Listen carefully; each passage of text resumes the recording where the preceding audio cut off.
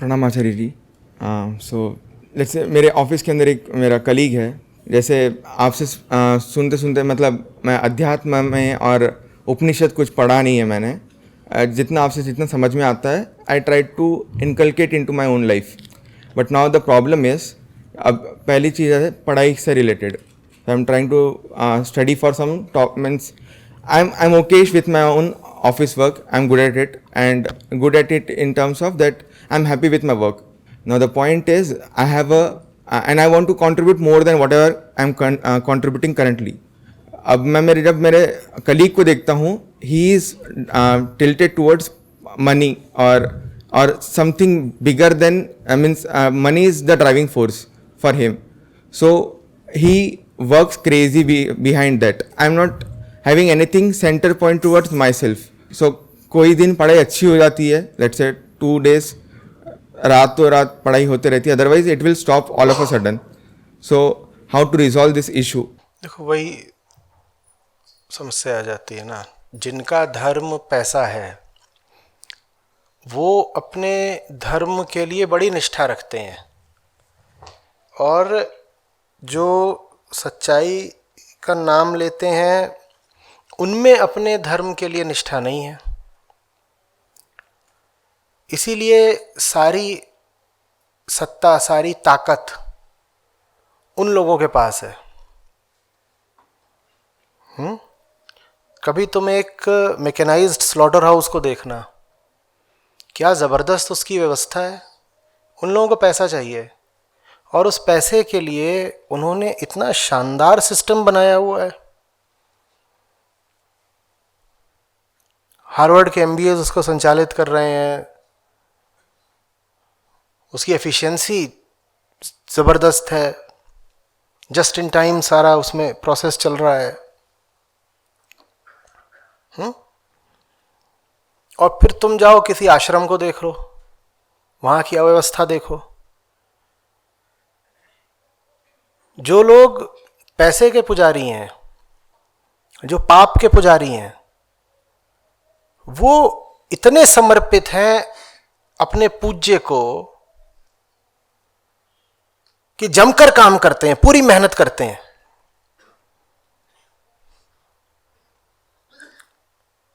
KFC बहुत well run organisation है, और काम क्या है उनका? मुर्गा मारना. और बहुत स्मूथ उसका मैनेजमेंट है. क्या प्रोफेशनलिज्म है, और क्या उनके पास ताकत है. पॉलिटिकल क्लाउड भी रखते हैं वो. ऐसे ही नहीं आप MNC बन जाते. और दूसरी ओर धार्मिक संस्थाएं हैं, लुचुर पुचुर, कोई दम नहीं, कोई दिलासा नहीं. यही समस्या है ना. आप भी देखो ना, आप यहां आए अच्छी बात है, लेकिन आप अपने आप से पूछिए, आपके मन का, जीवन का कितना प्रतिशत इस काम की ओर, इस संस्था की ओर या सच्चाई की ओर समर्पित है. आप यहां जैसे भी हो, आप अभी कल से जाकर के बहुत वफादार कर्मचारी बन जाओगे, एकदम आज्ञाकारी. यहां पर आप बोल सकते हो कि मैं सुबह की मॉर्निंग एक्टिविटी में नहीं गया, वहां पर बिल्कुल समय पर जाकर कार्ड स्वाइप करोगे. यही समस्या है. अधर्म के पास इतना आकर्षण है और इतनी ताकत है कि वो सबको आज्ञाकारी बना लेता है और एक सुचारू व्यवस्था चला लेता है. कोई उसके साथ चीचपड़ नहीं करता, कोई आवाज नहीं उठाता, सब चुपचाप पीछे पीछे उसका अनुसरण कर लेते हैं. जब धर्म की बात आती है तो वो फिर ऐसा हो जाता है कि हाँ ठीक है, हमने अपने जीवन का 2% धर्म को दे दिया ना, बहुत है. 2% आप किसको दे रहे हो? धर्म को. तो 98% किसको दे रहे होगे? तो अब समझ रहे हो ना कि दुनिया में कौन जीत रहा है और क्यों. आप ही देख लीजिए ना कि आपने अपने समय का, जीवन का, अपनी शक्ति का कितना प्रतिशत किधर लगा रखा है.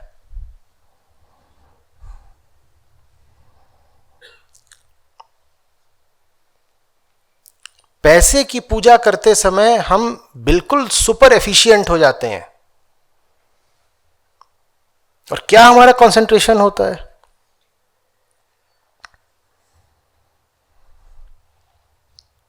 सच्चाई की बात करते समय हम बिल्कुल लुंज पुंज पड़ जाते हैं।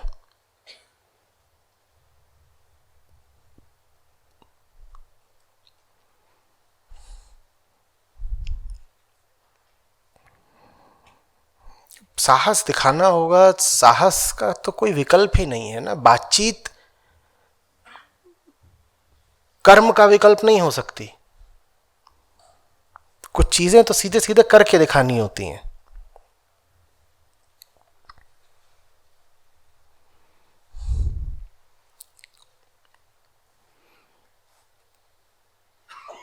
ये आप गौर करिएगा, खुद ही देखिएगा कि जो काम जितना गिरा हुआ होता है वो काम उतना ज्यादा निष्ठा के साथ कर रहे होते हैं लोग।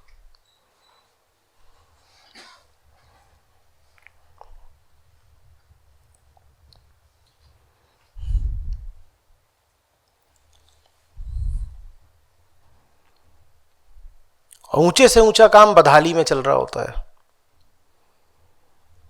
ये हमारे मूल्यों का खेल है। काम गिरा हुआ होगा भले ही, पर उसमें मिल जाता है पैसा, तो उसको हम बिल्कुल जान लगा के करते हैं, डेडिकेटेड एम्प्लॉय बन के।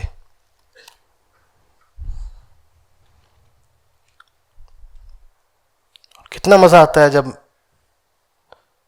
तमगा मिल जाता है, star employee of the quarter.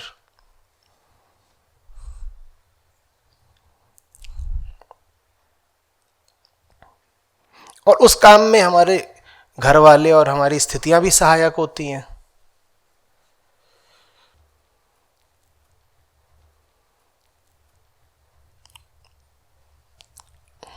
आपके माता पिता के घर के लोग कोई आपको नहीं रोकेंगे।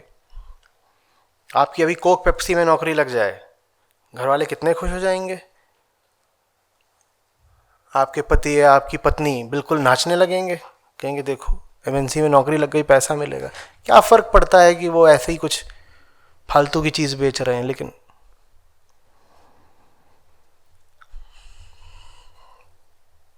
उसमें आपको स्थितियों का भी पूरा से वो मिलेगा। वहां पर आपको दफ्तर जाने के लिए आपकी श्रीमती जी या श्रीमान जी खुद जगाएंगे, अरे उठो उठो ऑफिस जाओ, कोक में नौकरी कर रहे हो जाओ जाओ, केएफसी में नौकरी कर रहे हो जाओ ना।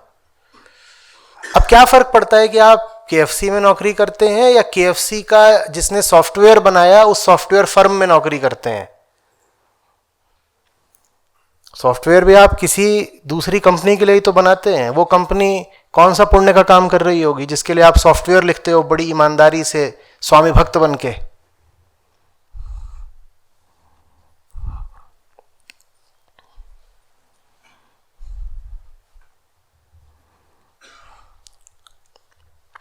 लेकिन उस काम में सब सहायक हो जाते हैं और आप भी एकदम yes sir, sure sir, why not sir, of course sir.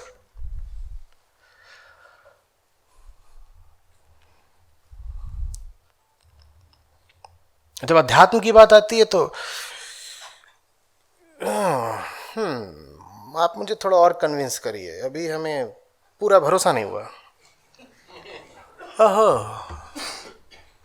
Yeah, you're almost there, but दाल में कुछ काला है। बॉस के सामने तो जबान नहीं चलती, मुंह नहीं खुलता। उपनिषदों के सामने कहते हैं या they are right, but you know they speculate a bit too much. वो पैसा नहीं देते ना। अभी उनमें भी लगाओ स्क्रैच एंड विन लॉटरी।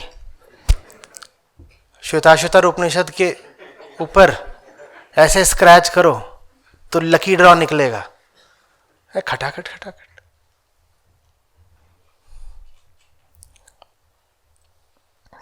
और ऐसा नहीं है कि सही काम में पैसा नहीं है, बस बात इतनी सी है कि इस वक्त जिनके पास पैसा है वो सब गलत लोग हैं। पैसा ताकत है, पैसे को भी सही लोगों के हाथ में आना होगा।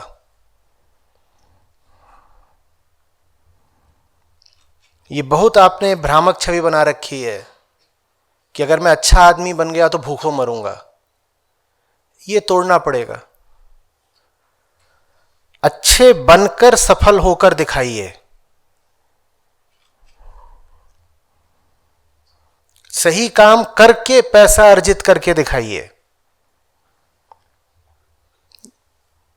मुझे अच्छा नहीं लगता, लोग आते हैं कहते हैं पहले मैं नौकरी कर रहा था, मेरे पास पैसा बहुत था लेकिन मेरे पास शांति नहीं थी, अब मैंने नौकरी छोड़ दी, अब मैं भिखारी हूं, पर मेरे पास शांति बहुत है आचार्य जी, ये आपकी शिक्षाओं से हुआ। मैं, मेरा नाम मत लेना इसमें, भिखारी कहीं का, निकल यहां से।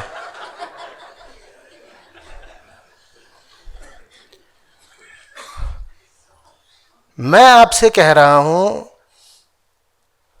कि जहां सत्य है वहां शक्ति को होना चाहिए, और आप कह रहे हैं कि नहीं नहीं नहीं, मैं तो, आप भी तो इसी सिद्धांत को सत्य साबित कर रहे हैं ना कि घटिया काम में ही पैसा है, और जब मैंने घटिया काम छोड़ दिया तो मेरे पास कुछ नहीं है।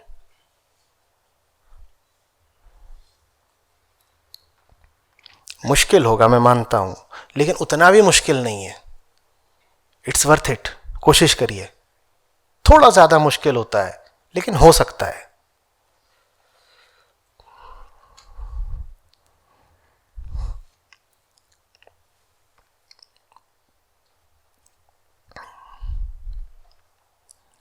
जितना कर सकते उतना तो करिए।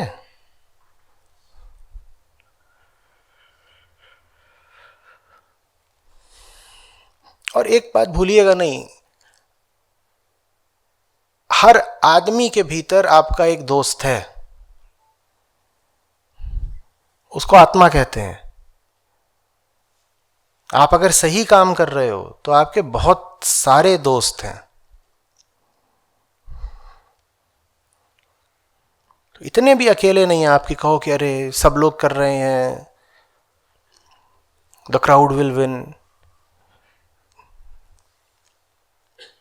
दुनिया की हर भीड़ के भीतर आपका एक दोस्त है। आप काम इस तरह से करिए कि उसको जागृत कर सकें।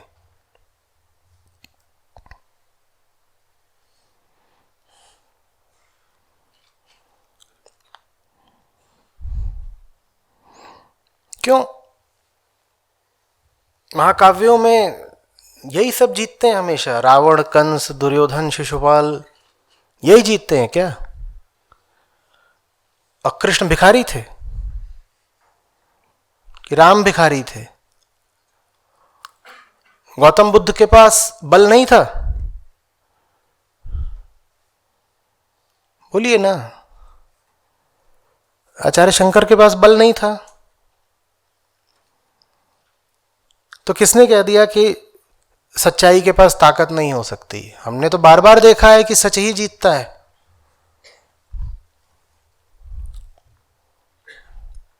आपका इरादा होना चाहिए। आपने इरादा ही बना लिया झूठ को जिताने का, आपने ही सिनिसिज्म पकड़ लिया है, तो फिर सच कैसे जीतेगा? हमें तो कहा जाए कि एक कहानी लिखो रामायण की और बच्चों को सुनाओ, तो हम तो यही सुनाएंगे। Ravan had the fire power, Ravan had the gold, Ravan had the army, Ravan was the superstar, Ravan was the super power of that time. आप सोचिए ना, आपको बताया ना गया होता कि राम रावण की लड़ाई में कौन जीतता, और आपको बस बता दिया गया होता कि रावण की ऐसी स्थिति है और राम की ऐसी स्थिति है, तो आप तत्काल क्या निष्कर्ष निकालते? कौन जीता? रावण। लेकिन नहीं होता है ऐसा। राम जीत सकते हैं। आप पहले से ही हतोत्साहित मत हो जाइए। आपने तो हथियार डाल रखे हैं कि रावण ही तो जीतेगा, और जिंदा रहने के लिए पालतू होना जरूरी है। धूमिल की पंक्ति। ऐसा नहीं मैं ठंडा आदमी हूं, मेरे भीतर भी आग है, पर उस आग के चारों ओर चक्कर काटता एक पूंजीवादी दिमाग है जो बात को कभी क्रांति की हद तक आने नहीं देता। आग सबके भीतर है, आत्मा है उस आग का नाम। और वो आग जीतती भी है। आप बस डरे बैठे हैं, नहीं नहीं नहीं नहीं, आप प्रोपेगेंडा का शिकार हैं।